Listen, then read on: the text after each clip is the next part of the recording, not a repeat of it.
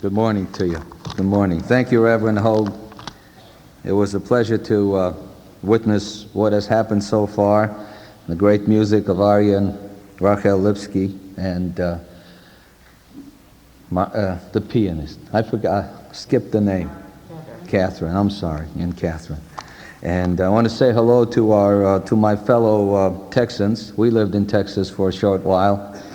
2.5 nice years in Texas. And that's a real testament to faith. You know, everybody has moments of doubt, lingering doubt. You know that. That's what we have to overcome.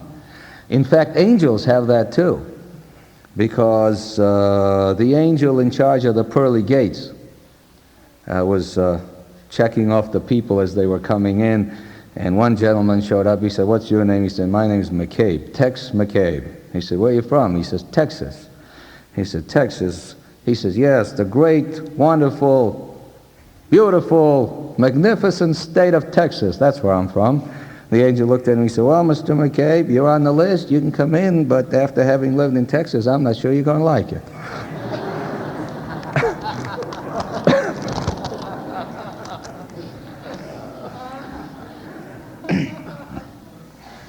You know, in the synagogue, we divide the Bible into sections, and we read every week a different section. We're somewhere in the book of Genesis these days, around the 28th, 29th, 30th chapter, and we're dealing with Jacob. Now, Jacob said, among other things in the book of Genesis, "If God will be with me, and if he will prosper me in the way in which I go, and if he will give me bread to eat and raiment to put on, so that I come back to my father's house in peace, then shall the Lord be my God. And this stone which I have set up for a pillar shall be God's house. And all that thou shalt give me, I shall surely give 1/10 unto thee." This is the vow that Jacob took when he was still a young man. It is a revealing statement. It affords us a view of the level on which certain people face God and on which they base their religion. I don't think it's a very high level myself. For a few years later, when Jacob was an adult, when he grew in spirit and in wisdom and understanding, he said, O God of my father Abraham and God of my father Isaac, O Lord, who said unto me, Return unto thy country and unto thy kindred, and I will do thee good. I am not worthy of all thy mercies and all thy truth, which thou hast shown unto thy servant. For with my bare staff I have passed over the Jordan, and now I am become 2 camps. Deliver me, I pray thee, from the hand of my brother, from the hand of Esau, for I fear him. There are 20 years between these 2 quotes and these 2 prayers. The first he spoke as a rather shifty young man. He was running away from home. You remember, he was running away from home because he was afraid of his brother Esau, and he had every reason to be afraid of him. He had driven a sharp bargain. He was driven to it by his mother. He outwitted his blind father and his brother. And he was prompted to do all that by his domineering mother, Rebecca, who in a way represents in the Bible that often terrible race of managing mothers who rule and ruin their lives of their children at times. She had encouraged him to cheat and to betray his father's trust and his brother. And now he was on his way seeking refuge from his uncle Laban. He was running from his brother. It was a long trip through a wild country. And you remember the biblical story. He lay down and he rested on a rock. And he said, Jacob did, "Surely God is in this place, and I did not know it." And further he said, "If God prospers me, if God gives me all I need, food, clothing, and shelter, if he returns me home safely, then will I accept God. Then will I dedicate an altar to the Lord God. Now, to all of us, I think this prayer sounds as a bit of sarcasm. Yes, Jacob believed in God, and he was a religious person, but at this particular juncture in his life, it was on condition. He will accept religion on approval, on consignment. If it works as advertised, he'll keep it. If God delivers what he needs, he will build an altar unto God. If God grants him everything that he requires, he will in return give back 1/10. Not a bad bargain. It is religion on the level of an insurance policy. And that's where Jacob stands in his youth. Jacob's prayer is like sarcasm to us, but to him it was earnest.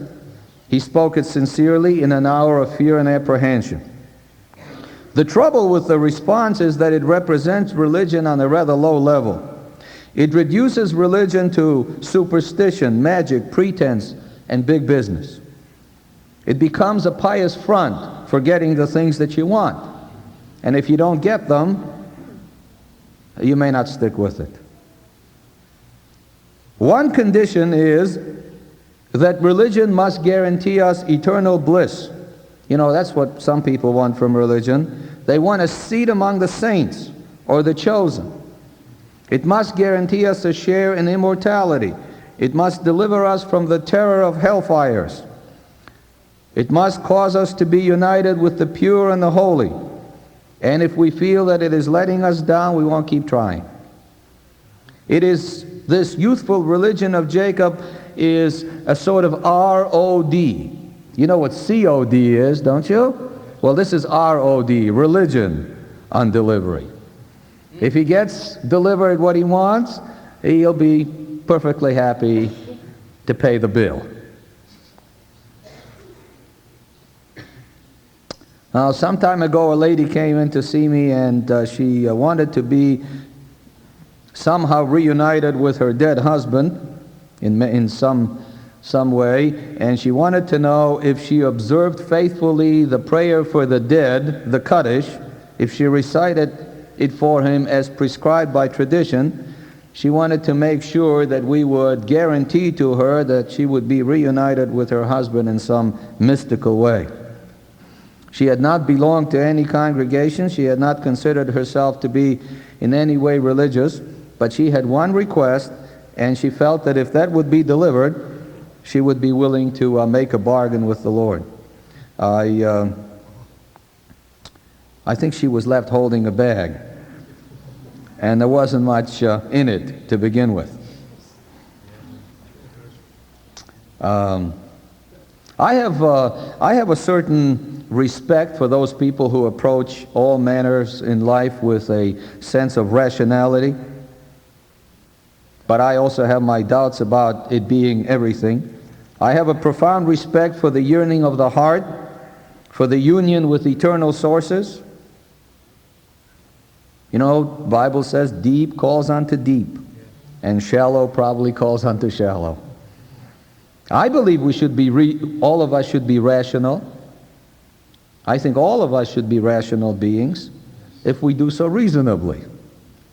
Without the dome of the awesome over our heads, artists would never create, musicians wouldn't compose, and aspiring souls wouldn't worship. We need to span the ladder between heaven and earth. You know, that ladder that Jacob saw in his dream. Without it, religion becomes arid, a conventional routine, or a logical superstition.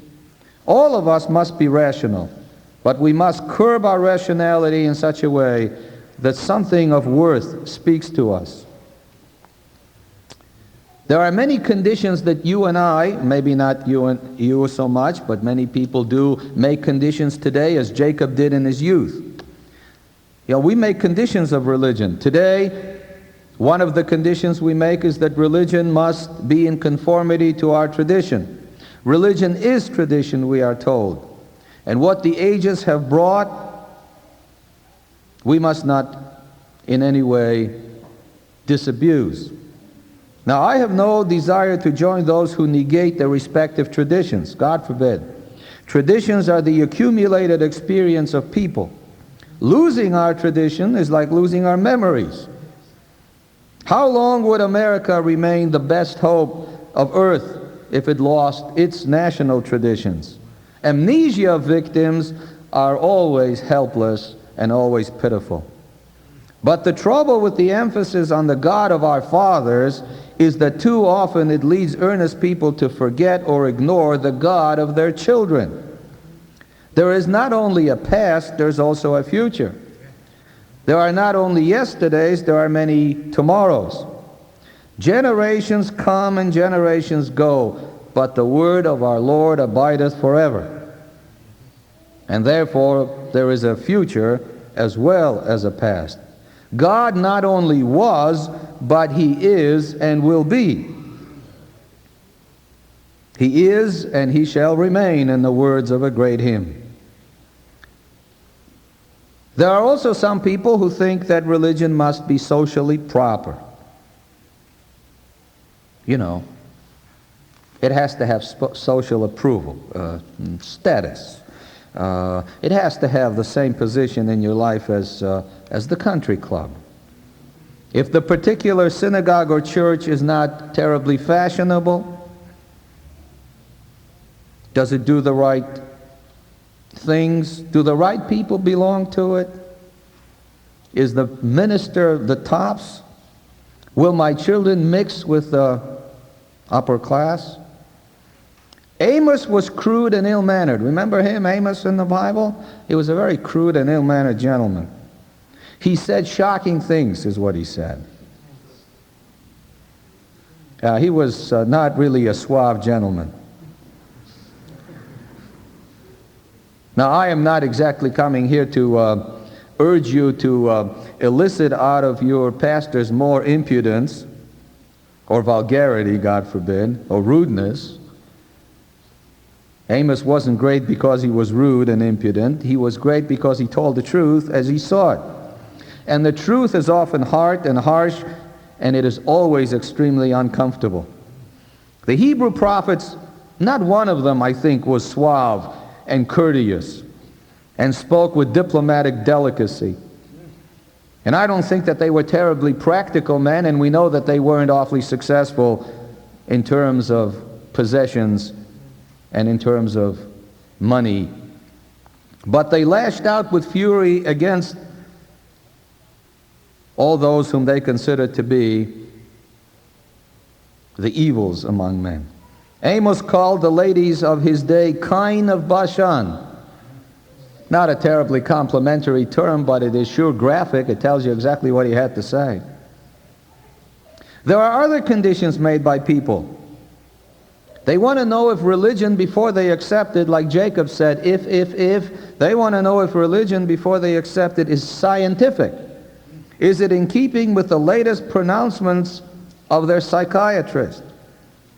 Does it have a sanction of the literary man in the communities, the scientists and the psychologists? The fact is that all these men to whom we look for an imprimatur, or a stamp of agreement before we accept a religion, are people who outside of their selected field may be awfully crude and dumb. It comes that many people who are very good in their field are not terribly great in others. So it comes about that many an atheist interprets the oracle, and these interpretations are accepted on face value. So we turn to one of those gentlemen who perhaps was not a traditionalist in the sense of the word. We turn to a gentleman named Ralph Waldo Emerson. Now, Ralph Waldo Emerson said, "What are they all in their high conceit when a man in a bush with God can meet?" Think about that. What would they say about things like that? There are truth and realities and visions beyond the test tubes of laboratories and scientific jargon. and they issue from the elemental needs of human beings, people like you and me. In a church or a synagogue, if a church or a synagogue will give people peace and bliss in the hereafter, if it will drape them in sacred robes of tradition and shield them from boisterous winds of the day, if it will give them social status and intellectual stylishness, in short, if it will fortify all their vested egotism, then they're ready to accept it. And after they do, I can tell you in all honesty, they got the wrong thing. They paid a high price for a shoddy merchandise. Now, Jacob's prayer, spoken in his youth, was addressed to God in terms of conditions, specific conditions. It was religion on approval. If God gives him what he wants, he prospers him, satisfies his needs, then Jacob was perfectly ready to accept religion on consignment. But 20 years later, after he worked for his uncle Laban and observed the ways of the world and gained a certain measure of understanding and sensitivity, he's coming home. He is no longer a smart and shifty adolescent as he was when he ran away from home after his betrayal of his father and his brother, but he's a mature man. He lived, he worked, he suffered, he experienced much, then he matured. And there are 20 years of depth in him these days as he is on his way back home. And now he buries all the little idols which were carried around in his possession. All those teraphim which his wife carried with her in secret. He buries all these false little idols and he looks into himself. In the morning, he is now about to meet his brother Esau after 20 years. You remember that story? He divides his people and possessions into two camps, lest one gets totally smitten, one shall escape. And he prays, O God of my father Abraham, I am not worthy of all these mercies that thou didst show unto thy servant. For with my bare staff I have passed over the Jordan, and now a great multitude. There is a gratitude and thanksgiving in his heart. Even at a time of great worry and concern, he is humble. He feels small. There was nothing like that 20 years ago when he was perfectly willing and ready and expected to make a deal with God. He was worth a lot then. He was a big shot. But now 20 years later, when he has a lot, he feels small. And he has no conditions. No conditions. No prayers on approval. He throws himself at God's mercy. He is profoundly grateful for all the good that has come his way and can't quite understand why. There are no ifs, just gratitude. The true tests of religion are found by a man when he honestly, profoundly, completely places himself in the hands of God. In thy hands I place my spirit, my body too, and all I prize, both when I wake and when I sleep. The Lord is with me, I shall not fear, in the words of a great Hebrew hymn.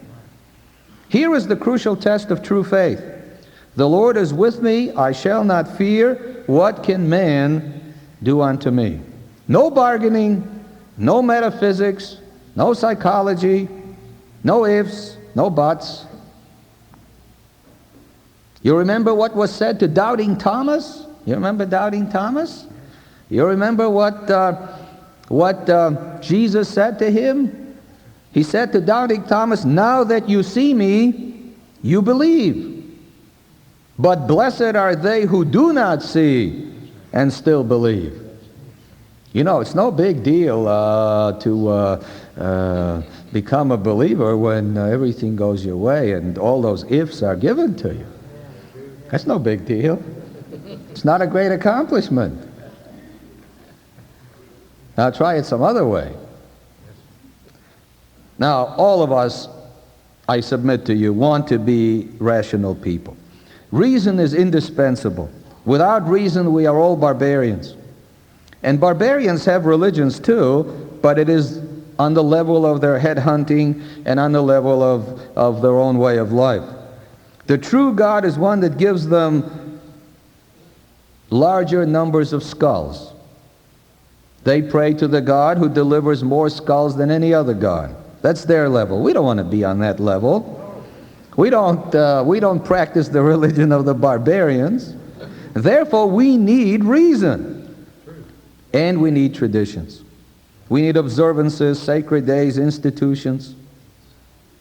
And we do want the good opinion of our neighbors, obviously. But we want those good opinions of our neighbors because we know that what we do is not only for our benefit, but also for theirs. We want to be in the position of the great prophets who heard the voice of God and they said, "Here I am, send me." And once you catch that feeling, you have become not only traditional, but you have also become rational.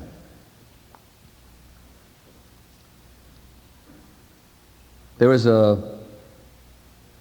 lesser-known character in the Bible by the name of Micaiah ben Imlah, an unknown prophet, truly unknown, not deservingly so, but truly unknown, who sternly rejects easy accommodation to the demands of the king, and he refuses to join the lying prophets.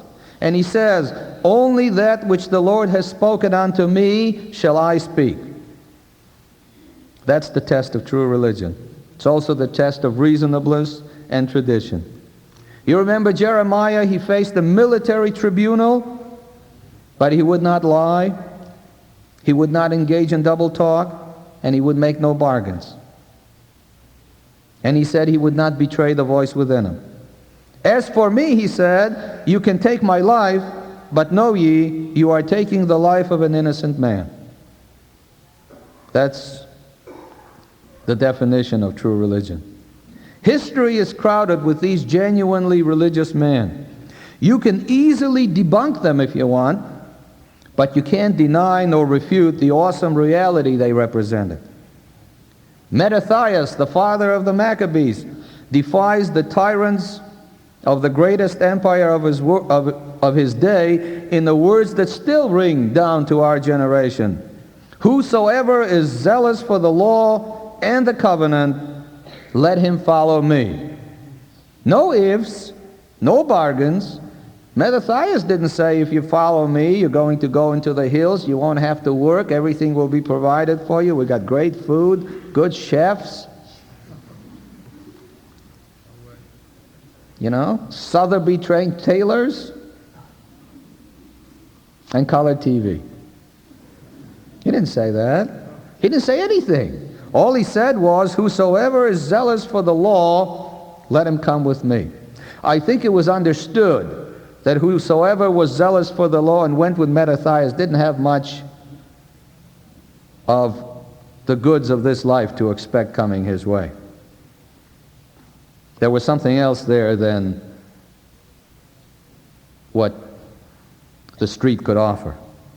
There were no ifs and no bargains.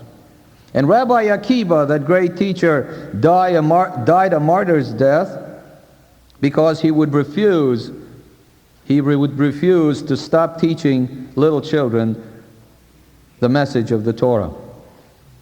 And with his last breath, he whispered to his disciples, "Now I know what it means to love the Lord thy God with all thy heart, with all thy soul, and with all thy might."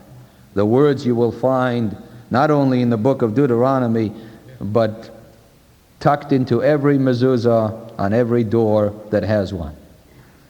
"Now I know what it means to love the Lord thy God with all thy heart, with all thy soul, and with all thy might," said Akiba when the last breath was leaving his body. There were no ifs, no buts, no ends. He didn't say, "I will continue teaching the little children the Torah if, or when, or maybe," but he did it. And he didn't consider, well, yeah, he considered the consequences. He considered the consequences, and he found them worse than obeying the laws of the conquering Greeks who had outlawed the study of his and his parents' tradition. And he felt that one physical death here and another physical death there would in no way be as significant as the spiritual death of the Jewish people. Yeah, he considered it. Only fools don't consider anything. He considered the alternatives, and he chose that which was more seeming to his tradition and to his assessment of human values. Jacob, this young fellow who ran away from home because he was sorely afraid of his brother, grew in 20 years into a mature and into a profoundly balanced human being. And that is, I think, a prayer which perhaps you can join me in praying, that in our experiences as we go through life, it isn't callousness or neglect of circumstances or the inability to see dangers or ability to fear consequences. Only fools and charlatans might go through that. But we pray for the ability to assess them properly in such a way that when our decision is finally made, it will be to the benefit of mankind and to the glory of God.